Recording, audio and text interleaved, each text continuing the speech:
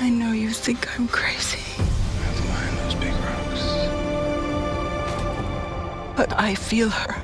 How will Kiri shape the future of Avatar, Pandora and the Na'vi faith? Avatar The Way of Water introduced many new characters and a few old faces as well, each of whom will play a key role in the future of Pandora. But perhaps no other character is as important as Jake Sully and Neytiri's adopted daughter Kiri, and this much should have been clear to anyone watching the movie. In more than a few days, Kiri was the soul of the long-awaited sequel to Avatar, and it looks like her role will only expand in the movies to come. But how exactly will this human-Na'vi hybrid change the future of Pandora and the faith of Ewa for generations to come? Well, if you've been looking for that answer, then you've come to the right place. So without delaying any further, let's jump right into it, shall we? Before we go into our explanation, we have a very small request. If you like our content, please support us by subscribing to our channel. This is a small click for you, but for us, it means a lot. Thank you. Let's begin. Behind those big rocks.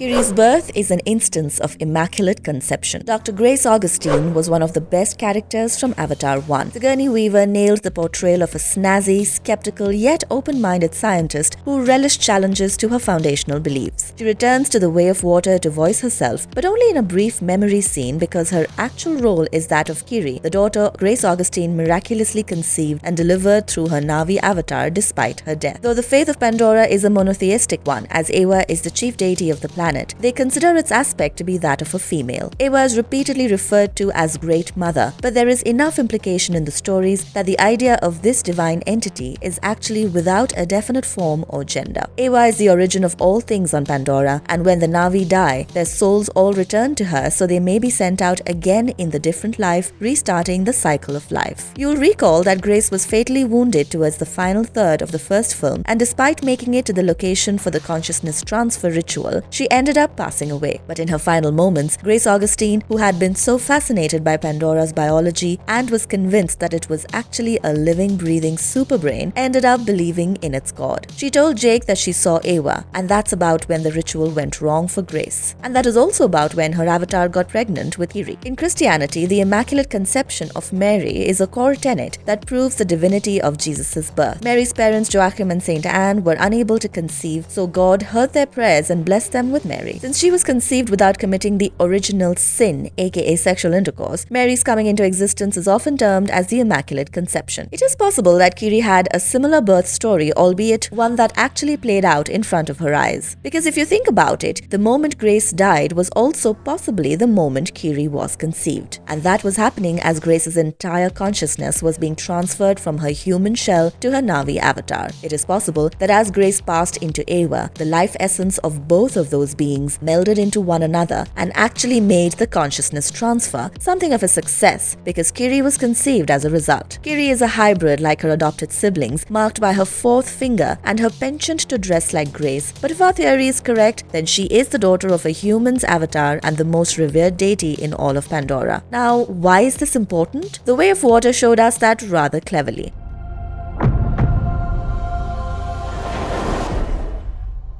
Kiri has a special connection to Ewa and can control Pandoran biology to her favor. From the beginning of The Way of Water, it has been clear that Kiri is special. When we see her curling up in the forest while her siblings are off playing, she is surrounded by the wood sprites. You might have forgotten their symbolic meaning from the first movie, but the wood sprites are actually a deep part of Pandoran faith because they are seen as aspects of the Great Mother herself. In Avatar 1, part of the reason why Jake Sully was trusted by the Omaticaya was because the wood sprites seemed to cling to him as if they were hanging on for dear life. But with Jake, it was a rare occurrence. With Kiri, this stuff happens all the time. It's like she's a magnet for Ewa's little spirit guides because Spider finds her covered with them after she passed out in a seeming trance. That's another thing that is important to note. Kiri's sudden breaks from reality. It is clear that Kiri has a far more personal connection to the spirit realm of the Na'vi because we are never shown what Jake or Neytiri see during their bonding time with the Tree of Souls. But in Kiri's case, we got a very clear conversation between her and her birth mother, Grace Augustine, something that is very rare in even Na'vi culture based on our limited understanding of it. Kiri wants to know her mother and is naturally scared of the powers that she's coming into, but this is also where the danger of not understanding the nature of a thing rears its head. After the Sully family arrive at the Metkaina clan's village, Kiri tries to bond with their version of the Tree of Souls and ends up having another seizure. Now, because Kiri is part human, Jake tends to assume that her trances are seizures because she exhibits the symptoms of one when she usually goes into them. She did so during this bonding as well, only far more violently, and went into a state of coma because of it. Jake had to get Norm all the way out to the islands to give her a checkup, and Norm's conclusion was interesting to note. He told Jake that Kiri suffers from epilepsy, which is a very logical explanation for her symptoms and the things she has been telling Jake as well. Before her seizure, Kiri told Jake that she was scared because unlike Sahiks, who are appointed to their post for they can interpret the will of Ewa, she can actually feel the Great Mother. Kiri feels Ewa's heartbeat, hears her breath, and it terrifies her because she doesn't get what is happening,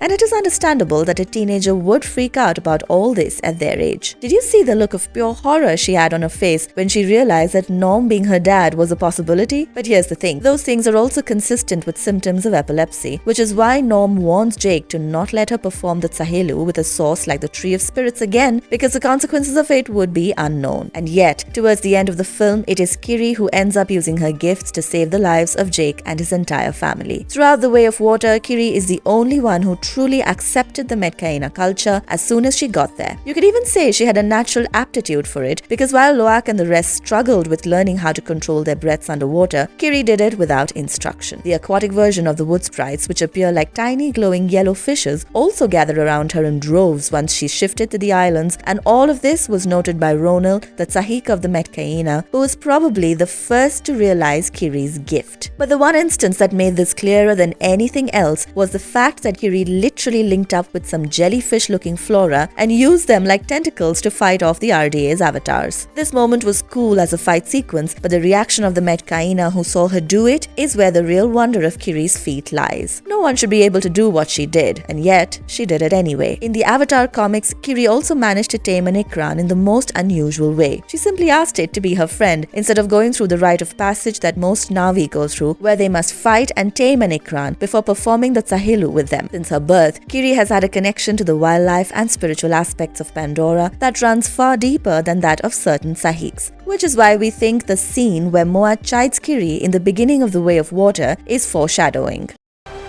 And I need you to be strong. Kiri will become the Jesus-type figure for Pandora and the Na'vi. Now, because Norm explicitly asked Jake to ensure Kiri never performed Tsahelu with the Tree of Souls again, it is a guarantee that she will do exactly what she's been forbidden from doing. That's just storytelling 101 for you guys. What happens after that is where the things get interesting, because Kiri, like Jesus Christ, might just have a resurrection on the third day and end up becoming a living myth in the war between the humans and the Na'vi. Kiri passed out for a long time in Avatar 2 when she seized, and who knows how long it might take for her to come back if that happens again. Well, probably Spider, but she has him sworn to secrecy on this, it appears. If everything we have said so far about Kiri and her connection to Ewa is true, then Kiri is basically the child of God and will end up becoming a natural guiding star for the Na'vi in their war with the humans, which will only intensify now that Quaritch has been saved and has a personal reason to destroy them all. Kiri will eventually become a Tsahi, and then some sort of mega Tsahi, who will interpret the will of her divine parent for all her people on Pandora. Jake united the forest clans in Avatar 1. Well, Kiri will unite all Na'vi by Avatar 4. And who knows, maybe through her mystical connection to Ewa, we might finally get to see the Great Mother's true form, something that has been teased for over a decade now. What is very clear, however, is that Kiri is the spiritual linchpin of the Avatar franchise. Her actions might be ignored by her family, but others are taking note of the power she possesses and might just be looking to her as their savior already. Wherever she treads, no matter where she goes, all her paths will lead back to Ewa, and she will be reborn in the crucible of her mother's curiosity and her people's faith. She will become a legend greater than Turuk Makto. And wouldn't that make Jake a proud man, eh?